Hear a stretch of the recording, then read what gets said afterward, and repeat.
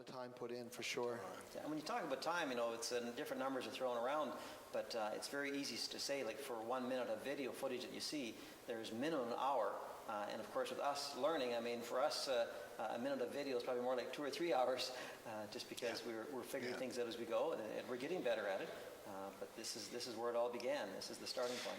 We're kind of talking through back how, what we've experienced with this whole area of doing church. Is certainly not traditional at all, but it is a medium for a message. And then in this all, the EVMAs was in the old building in 1999, but we were just getting ready to start a building, pretty big building project for us. In 1999, we started right around that time.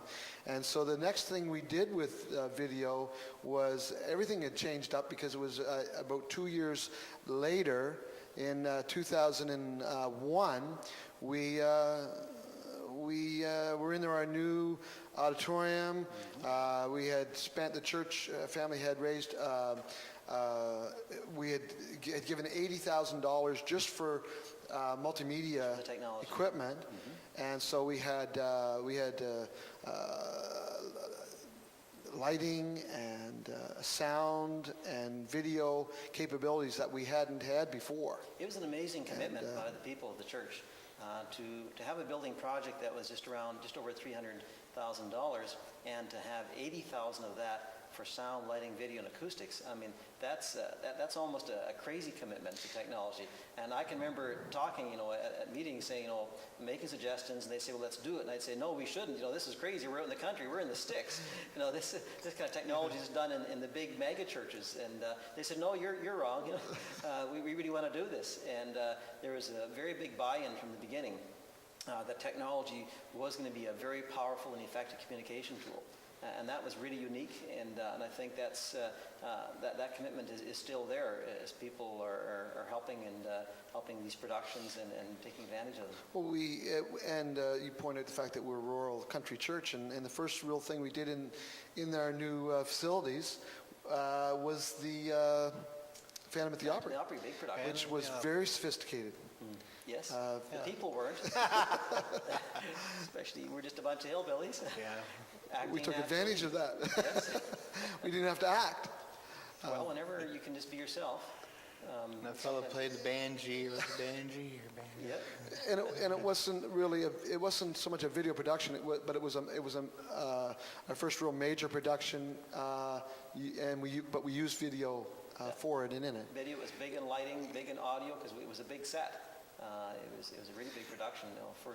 And we packed the place out 3 nights in a row. 3 nights, and people came, and you can bring people in, and they hear the message, and it makes it fun for them, and it's memorable. Exactly. It's the thing that sticks in all of our memories. That whether we worked on whatever side or whatever, it's memorable. But you talk to people today they still remember that. Remember pieces of that. And I remember specifically, that when we did the Phantom at the Opry, I don't want to call it the Grand Ole Opry, the Phantom at the Opry, I remember distinctly that we did not put some kind of a heavy message in it. We didn't even have really a message we were trying to drive home. Our main goal in that was just to try to get as many people in the building as we could, to show them that Christians can be completely normal, have fun, and have a good time. And we did. We had a lot of fun. It was a ride. And the church family, you involved so many people as actors and talent, and the technical side of it. It really is a bringing together of people, where people are enjoying each other's company and getting to know each other better.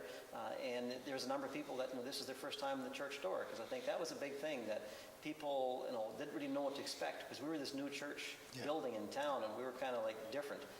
And to get a lot of people that didn't normally come to it and say, well, this is quite special, and I think I'd actually like to start coming here.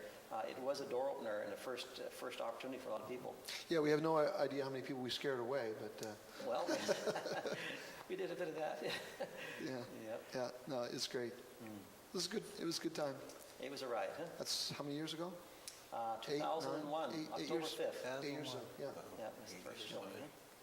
Time flies when you have fun. Yes.